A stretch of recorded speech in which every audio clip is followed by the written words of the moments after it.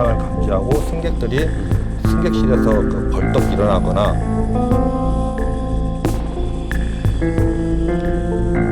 내인설이라고 하는 건 이미 예전에 난 결론을 그냥 고수하는. 근데 저 그런 얘기도 있었잖아요. 화물차가 떨어져서 흔들린 거다.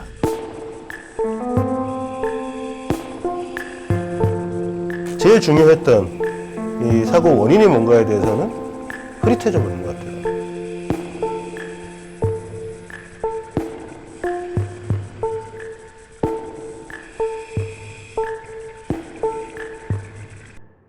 일단 저희가 하고 있는 것들은 여러분들한테 저희가 갖고 있는 의문점들을 던지는 역할 하고 저희가 향후에 그 다큐멘터리 제작을 하면서 조금 더 깊게 들어가는 그렇게 가려고 합니다.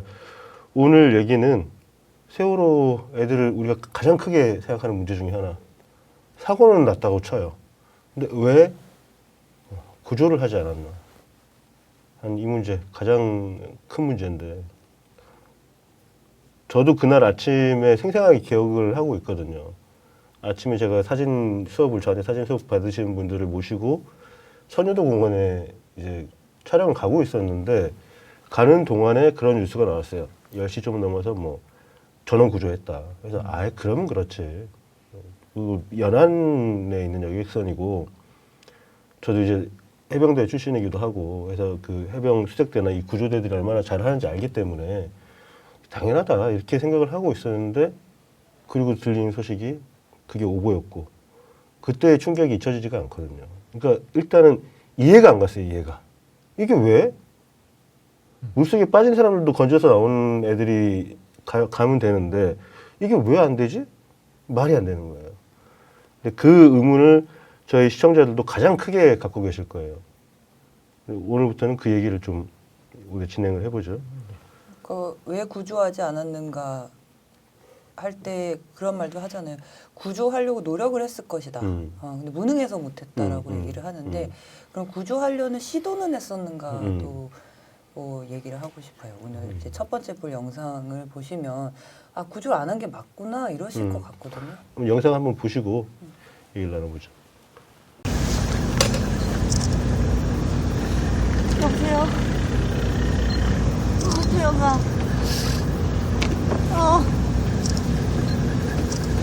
태영아, 우리 딸 여기 왜? 누구?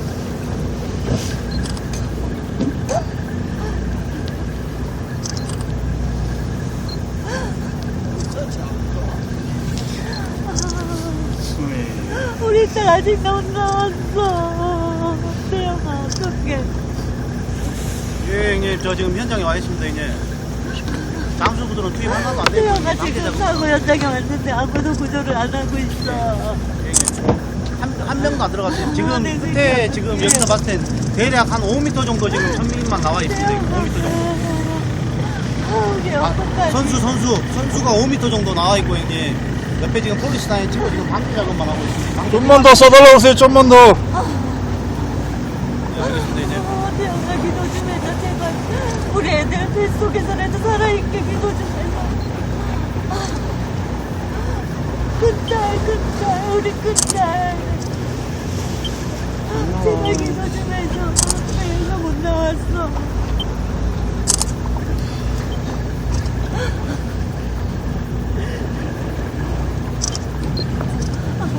이 정도 수심이면 그냥 들어가겠는데, 우리 같으면. 충분히 작업하면 되는데. 왜냐면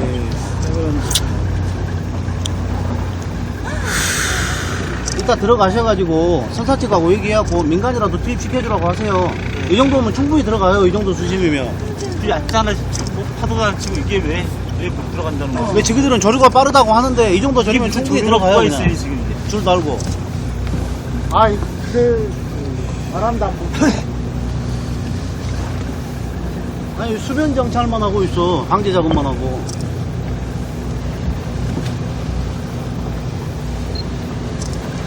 지그들 말로는 지금 이게 깔아지면은 이게 선수 쪽이 더 깔아지면은 지그들 목숨이 위험하니까 못 들어간다고 하는 건데 지금.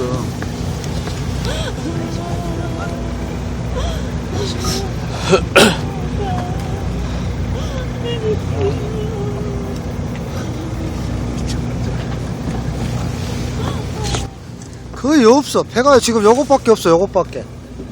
이게 앞이에요, 뒤에요, 배가? 이거보다 더 심한 상황에서도 물속에 다 들어다니는데.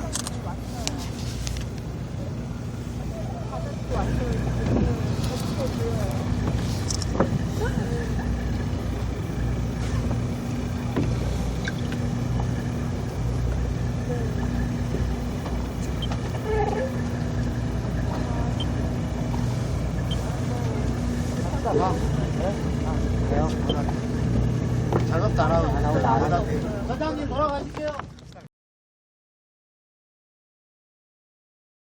현재 어민이시고 저 바다에 대해서 누구보다 잘 아시는 분들이잖아요. 맞아요.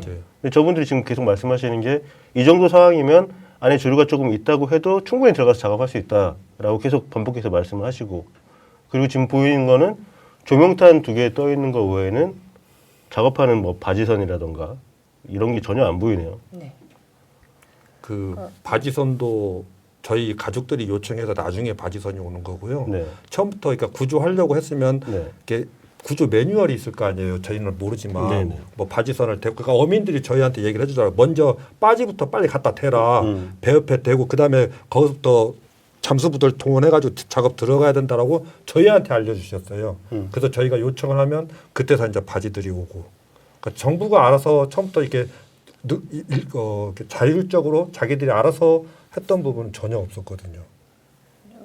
그 당시에는 저희가 저 사고 당시에는 계속 뉴스를 통해서 똑같은 메시지가 나왔잖아요. 뭐 500명 헬기가 얼마 잠수사. 들어갔고 뭐 잠수사가 얼마가 투입이 됐고 이런 얘기를 하면서 희망 고문을 한 거죠. 에어 포켓이 있기 때문에 들어가서 구조 금방 될 거다 뭐 이런 식으로 얘기를 했어요. 근데 실제로는 저런 상태였다는 거 아니에요. 이제 시민들이 그때 알고 있었던 게 아니죠. 속고 있었던 그것과 그 현장에 가 계셨던 그 부모님들하고는 엄청난 그렇죠. 차이를 그러니까 느끼거든요. 그 금방 감독님 얘기하셨듯이 속보에는 뭐 잠수사 500명 투입, 헬기 몇 대 투입, 뭐 어선 몇백 대 투입 막 이런 것도 있었지만 실제로 현장에 가면 조명탄 몇 개 쏘고 배 주변에는 아무것도 없어요. 그냥 방치 상태였거든요. 그러니까 사진을 찍으면 되게 그럴싸한 그림은 나와요. 이렇게 막 뭔가 하는 것 같으니까 조명탄이 막 쏴지고 배들이 주위에서 이렇게 뭐 약간씩 왔다 갔다 하고 막 그러니까 뭔가 작업하는 것 같지만 실제 현장에서 직접 묵도를 하면 현장에서는 아무것도 하지 않았다는 거죠. 그냥 배가 이렇게 따라앉는 걸 보고만 있었다는 네네. 거네요. 저희 또 부모들이 그 요청도 했었거든요. 크레인을 빨리 대서 그 배를 위에를 잡아라. 잡아줘라. 더 이상 가라앉지 않도록 했더니 해경에서 이제 애들이 뭐라고 설명하냐면 그런 배를 뚫어야 된다. 그러면 공기가 빠지면서 순식간에 가라앉기 때문에 그건 더 위험하다라고 했는데 나중에 보니까 그 앞부분에 이렇게 이렇게 선수 이렇게 돌리는 부분 있잖아요. 그게 네. 구멍이 뚫려 있잖아요. 거기다 해서 이렇게 걸어가지고 잡고만 있어서 더 이상 안 빠지게 할 수 있었는데 얘들은 설명 그거 부분은 빼고 배를 선체를 뚫어서 그렇게 걸어야 된다라고 저희한테 부모들한테 얘기를 해서 저희 부모들이 이제 그럼 더 큰일 나겠구나. 그럼 하지 마세요라고 얘기를 했었거든요. 아니 뭐든지 해야 될 시간이잖아요. 맞아요. 할 수 있는 거는 뭐든지 간에 우리가 상상력을 동원해서라도 해야 될 시간인데 저는 만약에 저기가 대부분의 승객들이 구조가 되고 저 안에 혹시 있을 수 있는 몇 분 정도를 만약에 우리가 상정을 하고 한다고 하면은 뭐 위험하고 이런 게 이해가 가겠어요. 근데 그 반대잖아요. 저 안에 지금 몇 명이 있는지 우리가 뻔히 아는 상황에서 야 저거 위험해서 못 들어가? 그리고 잠수부가 들어가기도 위험해. 뭐 그건 진짜 그 아버님 금방 말씀하신 대로 옆을 뚫고 뭐 어쩌고 그걸 떠나가지고 배에 뭐 걸 데가 거기밖에 없는 뚫어야만 걸 수 있나요? 지금 만약에 우리가 버스가 길 가다가 벼랑 끝에 떨어지려고 하면은 그 지금 떨어지려고 하고 있는 상황에 어디라도 자꾸 땡기고 있어야죠. 근데 그거를 야 이거 잘못 건드면 저거 넘어가 버려. 넘어가는데 그걸 지금 해경에서 말이라고 할 수 있는 건지. 저희를 그런 식으로 계속 저희는 속였다고 생각을 하거든요. 그러니까 저희들 부모들은 이제 그때는 아무 정보가 없었을 상태니까 그 말을 믿을 수밖에 없었어요. 근데 크레인이 네. 그 8,000톤 크레인, 10,000톤 크레인이면 저기 세월호가 6,800톤짜리니까 뭐 화물 중량 이런 거 다 해도 그 당시에 한 10,000톤 좀 너무 잡으면 이제 버틸 수도 있었을 것 같아요. 그때 변호사님 사실 더 작은 거 와도 돼요. 왜냐하면 가라앉는 것만 가라앉지 않게 붙잡고 있는 크레인이면 사실 들어 올리지 적은 거도, 않는다고 들어 올리는 치고. 게 아니고 잡고만 있는 거기 때문에 그쵸. 작은 게 먼저 빨리 와도 되거든요. 예, 근데 뭐 아마 크레인은 금방 올 수 있었던 것 같아요. 그 시절에. 그러니까 왜냐하면 조 선수가 멀지 않았어요. 예, 그 목포에도 현대 3호 조선이 있었고 뭐 그러니까 크레인이 움직이는 데는 문제가 없었던 것 같고 그러니까 전체적으로 뭔가를 이렇게 하겠다는 의지가 안 보이는 것 같네요. 저기는. 우리가 저거는 상식적으로 우리가 이해를 할 수 없는 부분이고 그때 당시 현장에 계셨던 부모님들도 똑같은 생각을 하셨을 것 같아요. 당연히 건지는 건 당연한 거고, 그러니까 아이들을 구조하는 건 당연한 건데 이러저러한 문제 때문에 지금 못하고 있는 걸 거다라고 생각을 하셨기 때문에 설득이 되셨던 것 같아요. 맞아요. 근데 고의로 지금 안 건지고 있다라는 생각을 차마 못했기 때문에 저 상황에서 누가 그런 생각을 해요. 그런데 현실은 진짜 일부러 안 건진 것처럼 밖에 볼 수밖에 없는 구조를 안 한 것처럼 그러면 저 구조를 왜 안 했을까요? 그 가능성이 뭐가 있을까요? 만약에 침몰 원인에 대한 거라면 배만 안 건지면 되죠. 배만 밑에 넣어놓고 섞이면 돼. 근데 아이들은 구할 수 있었잖아요. 잠수사를 투입을 하던 아니면 침몰을 하는 순간에 애들한테 빨리 뛰어내려라라고 해서 안내를 해서 물에 나오면 그걸 건지던 할 수 있었는데 왜 고스란히 그 배 안에 넣어놓고 수장을 시켰을까? 근데 정확히 몇백 개였는지 모르겠지만 저 당시에 제일 돈이 많이 나간 게 조명탄 비용이거든요. 그게 400발 쐈다 그랬나? 그러니까 찾아봐야 될 것 같은데요. 밤새도록 쐈어요. 예. 쏘아 올려진 조명탄이 칠흑 같은 밤바다를 환하게 밝힙니다. 사고 사흘째, 재난안전대책본부는 어제 밤사이 600여 발 이상의 조명탄을 사고해역 인근에 쏘았습니다. 어제 조명탄 총 657발을 투하하고 172척의 함정과 항공기 30대를 동원하여 그 조명탄을 주문을 하자 그 조명탄을 터뜨리겠다는 허가를 받는 데까지 20분이 걸리고 40분 후 터뜨리겠다는 비행기가 그때 도착을 해서 조명탄의 사용 위치도 부적절했다는 지적이 나옵니다. 침몰한 배 주위 100m 반경으로는 배가 한 척도 없었습니다. 수킬로 반경으로 조명탄 터뜨리기에만 바빴습니다. 해경은 일정 기준 이상의 가시거리가 확보될 때에만 조명탄을 쏘아야 한다는 입장입니다. 사고 첫날 기상 상황이 조명탄을 대거 투입하기에는 여의치 않았다는 설명입니다. 하지만 촌각을 다투는 순간에서 정부가 모든 수단을 다해 실종자 구조에 나섰다고 얘기하기는 어렵게 됐다는 지적이 나오고 있습니다. 그건 이제 멀리서도 보였잖아요. 팽목에서 보였었던 거고. 그쪽에서 기자들이 사진 찍어서 네. 보도에 내고 그랬거든요. 근데 이제 배가 직접 침몰 현장에 민간인이 들어간 거는 저거 한 대인 걸로 알고 있거든요. 밤에. 낮에 말고 당일날. 그리고 이제 유가족분들이 그래서 머구리배를 예약을 하셨는데 그 어민이 이제 더 이상 할 수 없을 것 같다고. 그쵸? 저게 그 가족들이 돈 모아가지고 그 어민 배 얻어가지고 아마 제가 들어간 걸로 네, 기억이 되네요. 한 번 들어가고 네네네. 그 다음부터는 어민들이 안 하겠다고 그래서. 예. 왜 안 하겠다는 거예요? 그건 이유를 모르겠어요. 그러니까 저희는 이제 짐작하기에는 해경 측에서 막지 않았나 싶거든요. 그 다음번부터 이제 해경이 자기네 그 배로 뭐 피정.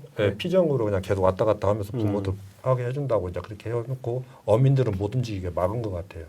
일단 사고 현장에 접근하는 것 자체를 막은 거네요. 네네네. 처음에는 아예 그것도 못하게 하니까 부모들이 돈을 걷어서 그럼 우리가 직접 어민들 수배해가지고 배 빌려서 가져가지고 그렇게 가서 봤던 거고 이제 그렇게 가니까 해경 입장에서도 아 그러면 우리가 그럼 들어갈게 대신에 이제 어민들은 안 들어가도 되겠다라고 이제 그렇게 얘기를 한 거 아닌가라는. 참 이해가 안 되는데 레드 팀이 한번 출동해 보겠습니다. 네. 그 10시 30분 정도에 이제 배가 이렇게 급속하게 침몰을 하고 12시 정도 되면 그날 12시 정도 되면 이제 거의 그러니까 뭐 완전히 가라앉은 건 아니지만 그렇죠. 이제 더 이상 이렇게 올라올 수 없다라고 판단을 했고 그리고 나서 이렇게 좀 보면 그때는 이미 모두 죽었다. 그러니까 구조하러 들어가도 그때는 이제 죽은 사람만 건져 올릴 거다. 그러니까 서두를 이유가 없다. 그런 거 아니었을까요? 이해는 안 되지만 그렇게 생각하면 아무것도 안 하고 가만히 있는 것도 뭐 그럴 수 있었겠다. 실제로 부모 심정이랑 다르게. 네, 실제로 변호사님의 말씀에 그 근거가 있어 보이는 게 703기, 그러니까 해경 초계기, 그 CN235. 그 초계기가 무전을 하는 내용 중에 그런 내용이 나와요.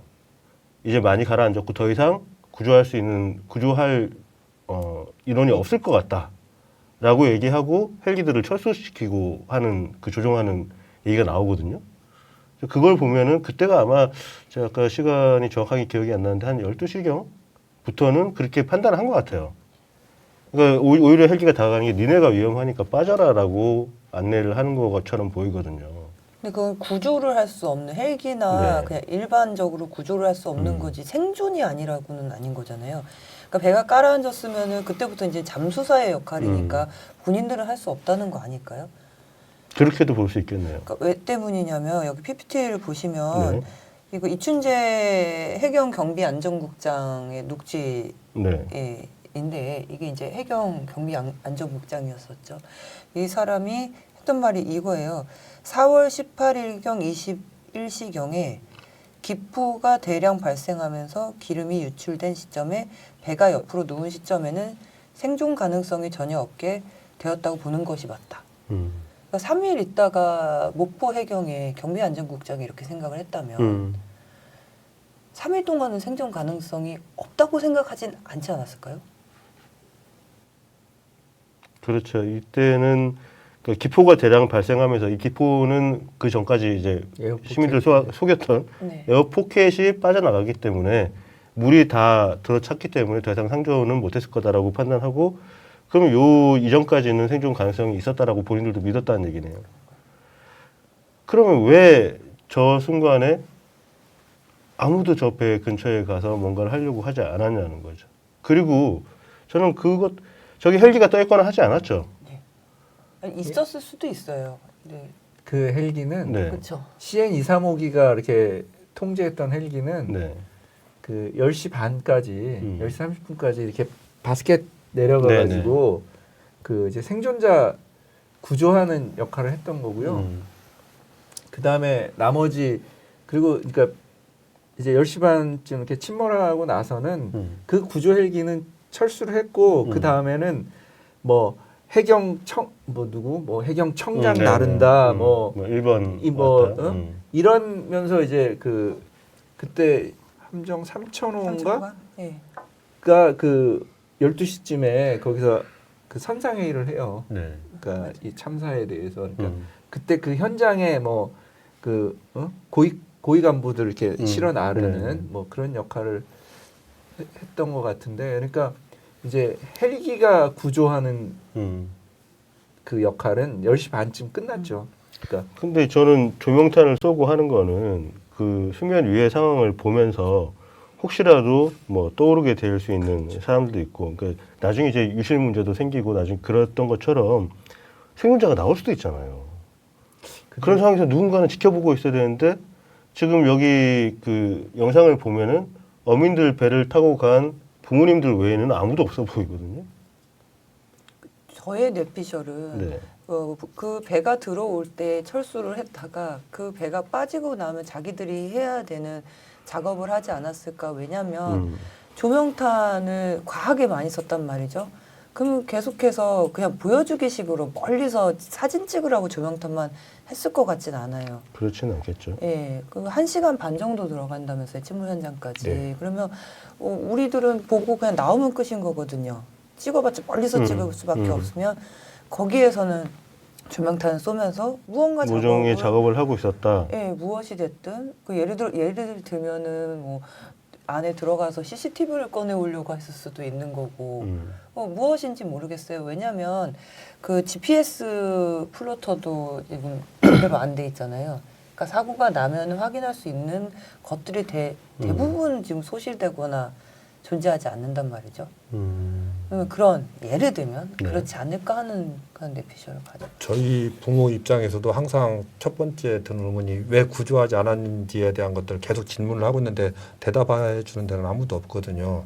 그러니까 감독님 얘기하고도 약간 통하는 게 뭐냐면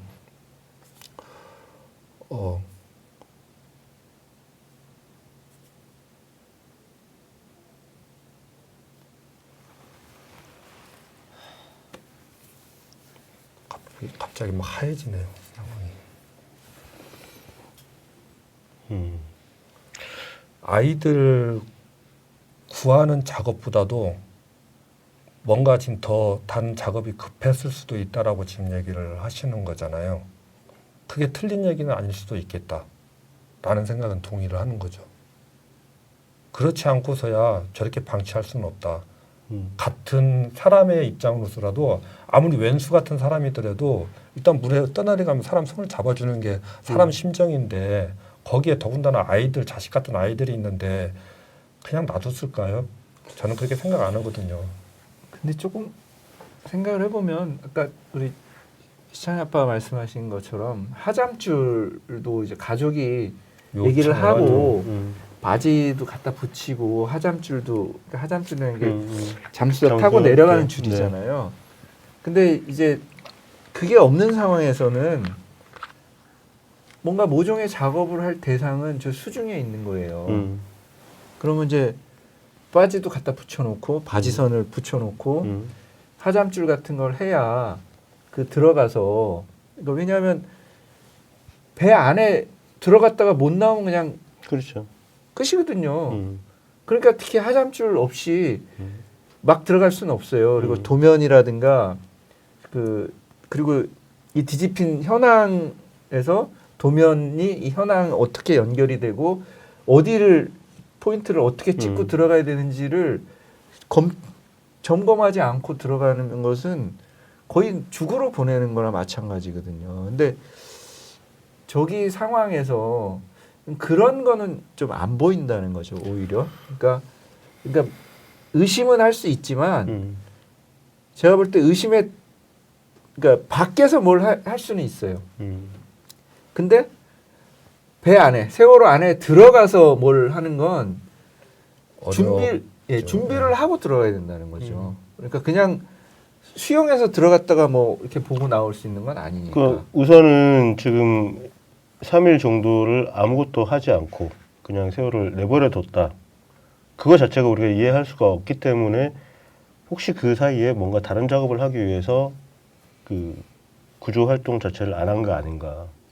이렇게 생각을 하는데 지금 변호사님 말씀은 그러려면 자기네들이 뭘 다른 작업을 하려고 해도 뭐 바지선을 댄다든지 다른 뭐 배를 댄다든지 그리고 잠수할 수 있는 그 장비를 갖춰야 되는데 그런 것조차도 안 보이니까 그냥 내버려두고 혼자 놔둔 거 아닌가 이 생각을 이렇게 말씀하시는 거잖아요. 근데 저는 수중으로 접근할 수도 있지 않았을까? 그러니까 뭔가 작업을 하려고 했으면 위험해요. 그리고 저기는 다 해역이 수중이 다 파악이 안 된 상태였잖아요. 해경이나 뭐 해군도. 그리고 실제로 구조 작업을 처음 시작한 게 언제예요? 구조 작업. 예, 그러니까 그 수색 작업. 수색 작업이요. 예. 3일 후. 3일 후? 네. 그러니까 바지선을 붙여놓고 하잠줄 내리고 네. SSU 오고 민간 잠수사들 와서 네네. 들어간 거는 이걸 보시면 될 것 같아요. 예. 지금 4월 18일 날 12시 57분경에 세월호가 완전히 침몰을 했고 그러니까 아까 이제 떠있던 것까지 다 들어가 버렸고 4월 16일 날은 1시에 해경 2명이서 들어갑니다. 최모 씨랑 전모 씨가 들어가서 선체를 확인했는데 12m까지 내려가니까 조류가 너무 강해서 10분 만에 올라옵니다. 그리고 이분들이 올라온 다음에 바로 1시 20분에 또 10분 동안 들어가요. 다른 분들 2분이 들어갔고 이분들이 이제 말 그대로 말씀하신 하잠줄 그 잠수할 때 이제 우리가 가이드라인이 될 수 있는 줄을 설치하려고 들어갔다가 강한 조류로 퇴수. 그리고 쉬었다가 3시에 또 2명이 내려가요. 근데 이번엔 30분 정도 있었는데 강한 조류로 입수 불가 퇴수? 근데 30분 잠수 시간이 30분인데 강한 조류로 입수 불가 퇴수 이건 무슨 말입니까? 저희가 이해를 못하는 게 그 해류 흐름도라든지 시간대 주류 네. 바뀌는 거 이런 것들이 미리 다 파악을 하고 있잖아요. 해경 네. 같은 데서. 그러면 언제 잠수시사가 투입된다는 시간대를 알고 있거든요. 네. 얘들은요. 근데 일단 투입한다고 했을 때는 이미 그 조류가 멈춘 상태거나 안정 상태라는 걸 인지하고 투입하지 강한 때 투입은 절대 안 시키거든요. 근데 들어가서 나온 다음에 조류가 너무 강해요라고 얘기하는 것 자체가 말이 좀 안 아니, 맞죠. 이건 조금 이 자료 자체도 뭐 정부 자료긴 하지만 이 납득이 잘 안 가는 부분이 1시에 10분씩 끊어서 들어간단 말이에요. 근데 10분 동안 처음 들어가가지고 배 확인했고, 근데 조류가 강해서 나왔고 10분 만에. 그리고 연이어서 또 10분 동안 들어가는데 이분들은 이제 하잠줄 설치하려고 들어갔다가 퇴소했다. 그러니까 10분 정도 있었다는 게 말이 되는데, 그 다음에 3시에 들어간 분들은 30분 동안 잠수를 해요. 근데 내용이 강한 조류로 입수 불가. 그럼 잠수를 했잖아요. 근데 입수 불가라는 건 무슨 말이에요? 내려가서 30분 동안 뭐 한 거예요? 여기저기 물살에 흘려 그냥 떠내려 다니다가 30분 만에 딱 올라온 건가? 그러면 뭐 10분 만에 올라오지 왜 30분 동안 떠내려 다녔죠? 그죠. 이건 좀 이해가 안 가고. 그리고 여긴 두 팀이 내려갔었나 보네. 똑같은 시간에 다른 해경 2명이 3시부터 3시 반까지 입수를 하는데 여기도 역시 강한 조류로 잠수 불가 퇴수. 그러니까 이 해경 처음엔 2명씩 내려가서 10분씩 들어갔다가 물이 너무 강해서 올라와 버렸고, 근데 3시에는 4명이 내려가요. 그 두 팀이 조를 이뤄가지고 30분을 들어가 있는데 내용은 다 입수 불가 퇴수예요. 이건 조금 이상하네요. 4명씩이나. 그럼 4명이 30분 동안 들어가서 뭘 한 거죠? 이건 좀 이해가 안 가고. 6시에 SSU에서 해남 구조대죠. SSU에서 와서 신원을 알 수 없는 2명이 여기 뭐 특수부대니까 들어가서 입수를 했고 선체 진입로 로프 설치. 로프를 하나 설치를 했다고 나오네요. 이분은 어떻게 10분 만에 이걸 로프를 설치하고 나왔죠? 그렇죠. 실제 루프를 설치를 했잖아요. 그죠? 네. 이거 좀 아무리 이 해남 구조대가 더 뛰어나다고 해도 10분 만에 로프까지 다 설치를 하셨네요. 사실 그 안에까지 들어가는 게 아니고 입구까지만 해서 로프를 그 난간 같은 데다 묶고 나오는 거기 때문에 네. 그렇게 어려운 작업은 아니라고 생각은 들거든요. 뭐 저희가 이쪽의 전문가는 아니니까. 이게 좌연이 그래도 밑으로 있었겠죠?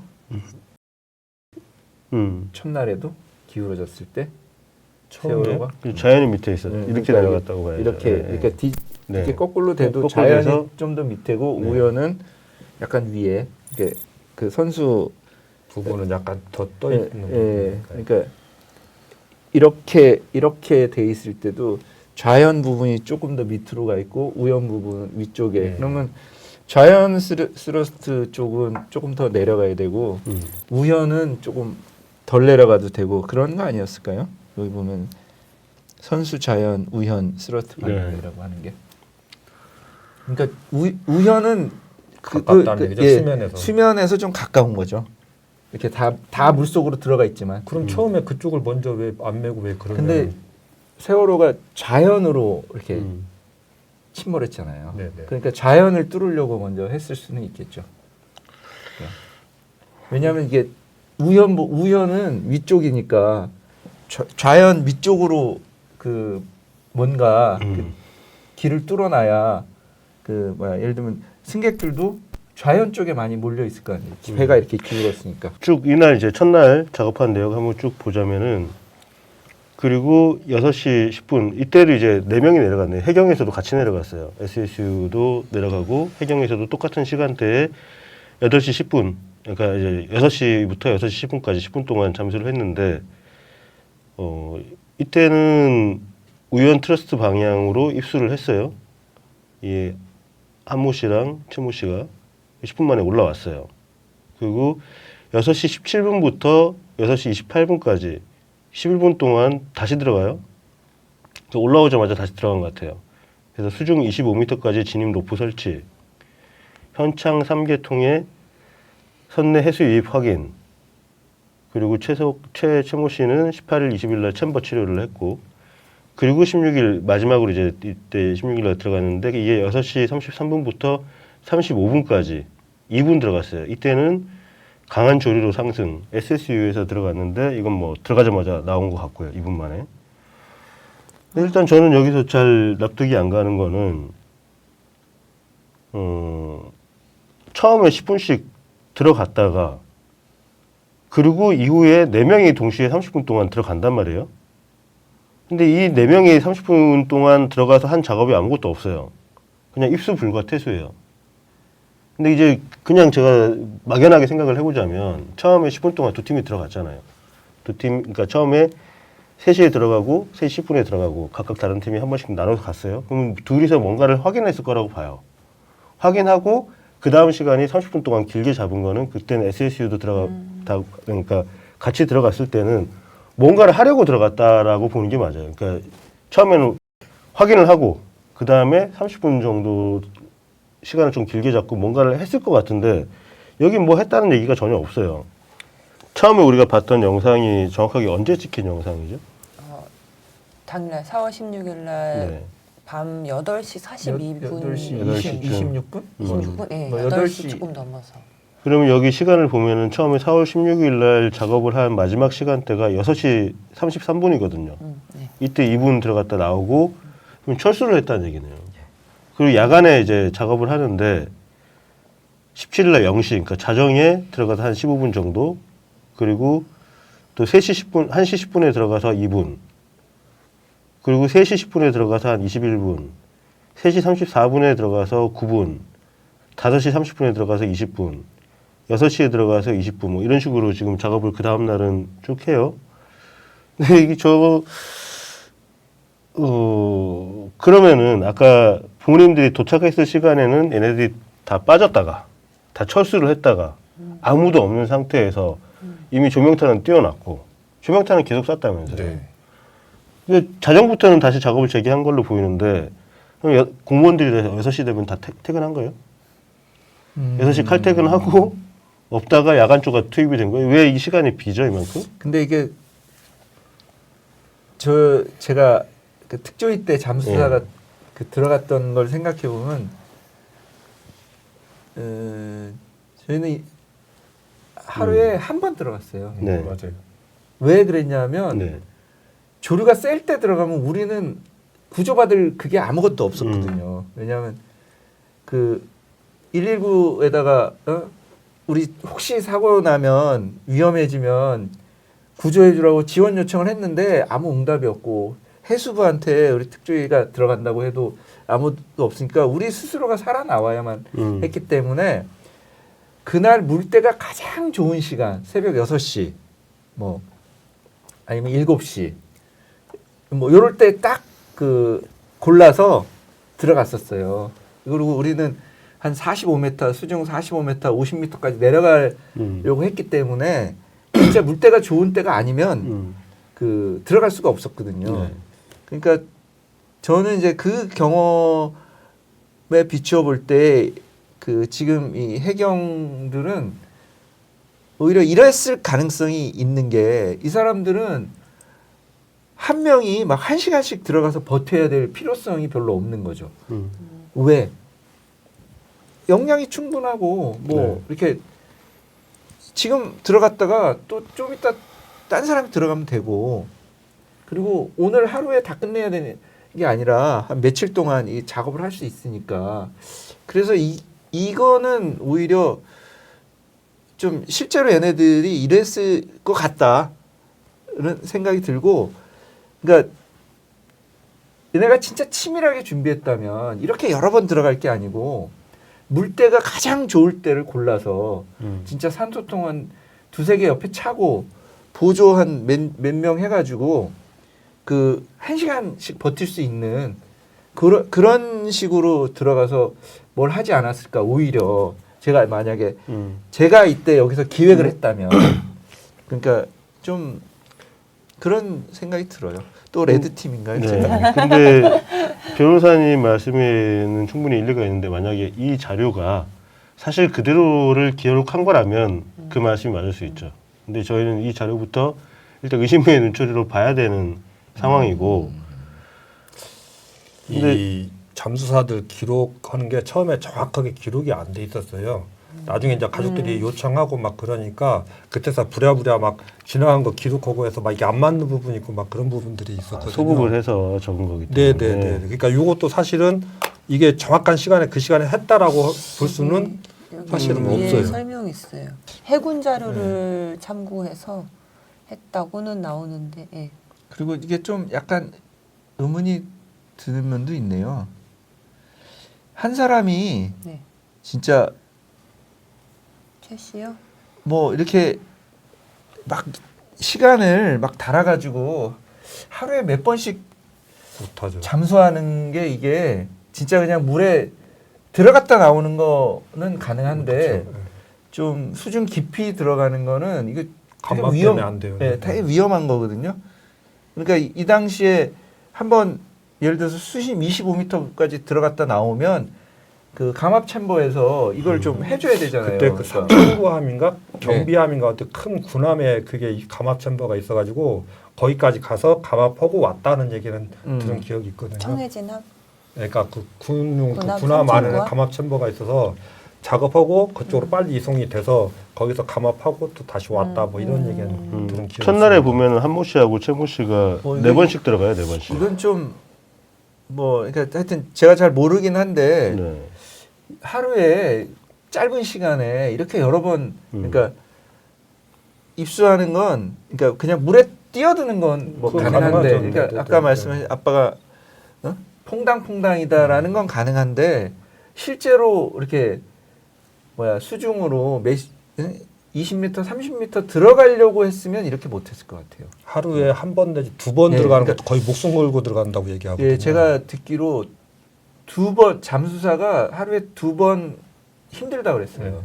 잠수병 말씀하시는 거죠. 예, 그러니까 실제로 보면은 그 최모 씨는 18일, 20일 날 챔버 치료를 받았다고 나오는데 이 챔버 치료는 며칠 있다 하는 게 아니고 그때 바로 바로 해야 해야 돼요. 되는 거잖아요. 예. 근데 그러니까 나오자마자 예. 해야 돼요. 근데 16일 날은 뭐 희한하게 그 전체 인원으로 투입된 해경 인원만 봤을 때 지금 UDT나 SSU는 이름이 안 나오니까 여기만 봤을 때 이 전체 인원이 총 20명 정도는 되는 것 같아요. 여기 지금 3일 동안 투입된 인원이. 네. 그런데 최모 씨하고 한모 씨는 첫날만 4번을 들어가요.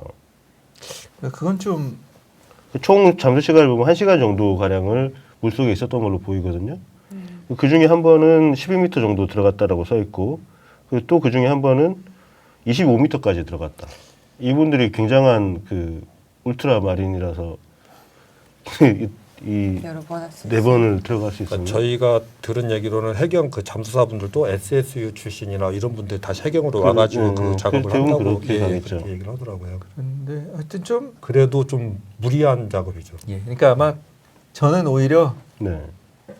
그 아까 말씀하신 것처럼 퐁당퐁당할 가능성이 더 있어 보입니다. 사실 뭘 작업을 하러 들어갔다기보다는 요 시점에서 제가 여쭤보고 싶은 게 그러면 특조위라든지 사참위에서는 요 잠수 기록을 가지고 한번 뭐 조사를 해본다 그러거나 실제로 이때 조류가 너무 강해서 작업이 불가했는지 이런 건 한번 체크가 됐었나요? 그러니까 구조를 하지 않은 것까지는 뭐 조사 대상으로 삼았는데 이때는 그러니까 용어가 다릅니다. 수색이에요. 수색. 구조가 아니고. 네네. 4월 16일 이 12시 이후부터는 네. 그러니까 그 수색에 대해서는 이제 깊이 있게 조사를 못했고요. 특조위에서 깊이 있게 조사를 못했고 선조위는 배를 조사하는 거라서 그러니까 선조위는 빼고 예, 네. 그러니까 특조위하고 사참위 같은 경우는 이때 그러니까 왜 구조 활동을 적극적으로 안 했는지 여부 그리고 지금 보면은 들어간 사람이 2명씩이에요 그냥 2명 한 조인데 만약에 정말 구조의 의지가 있었다면 이렇게 들어가지는 않았을 것 같거든요. 그냥 다 적지 않은 걸 수도 있지 않을까요? 아니 2명씩 한조 예. 2명씩 들어가긴 하죠. 근데 만약에 구조 목적이었다면 이거보다 많이 들어가야 될 거 아니에요. 2명이서 뭐 얼마나 건진다고. 그러니까 지금 그러니까 개념이 다르다니까요. 네. 이때부터는 구조가 아니고 네. 그냥 수중 수색이에요. 그러니까 제가 말씀드리는 애초부터. 게 이게 4월 16일 그 배가 침몰하고 1시부터 지금 들어가기 예. 시작했단 말이에요. 예. 그럼 이때는 구조라고 봐야죠.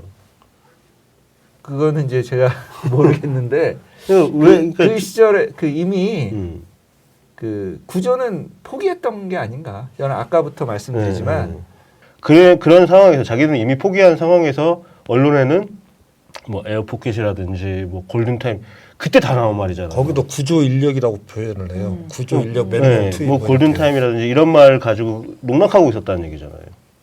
그러면 더 근본적인 의문이 배 애들이 창문을 두들기고 있었던 걸 제가 다 목격을 했는데 왜 그때는 아무것도 안 했나?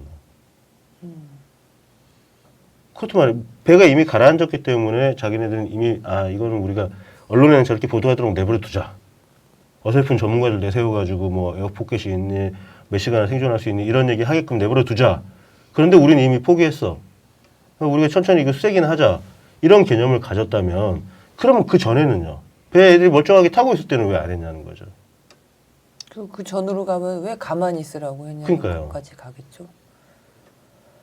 빨리 구명조끼 입고 바다로 뛰어내려라고 하던가 아니면 이미 어선들이 주변에 있었고 그 상황에 보면은 VTS만 봐도 배들이 주변에 있었단 말이에요. 그러니까 지금까지 못 밝힌 게 그 부분입니다. 그러니까 구조하지 않고 실제로 눈앞에 보임에도 불구하고 무슨 구조 행위를 하지 않았던 것 그리고 구조하라는 어떤 그 지시도 없었고 뭐 그런 거는 이제 객관적으로 다 확인이 됐는데 왜 그랬는가는 진짜 지금도 밝히지 못한 부분이죠. 그 해경 제지하는 걸 뚫고 어민들이 배 후미로 다가가지고 아이들한테 빨리 나오라고 해서 그나마 구해서 아이들이 조금 더 많이 살았거든요. 만약에 어민들도 접근 못하게 막고 그랬으면 더 많은 인원이 희생됐을 거라고 저는 생각을 하거든요. 아니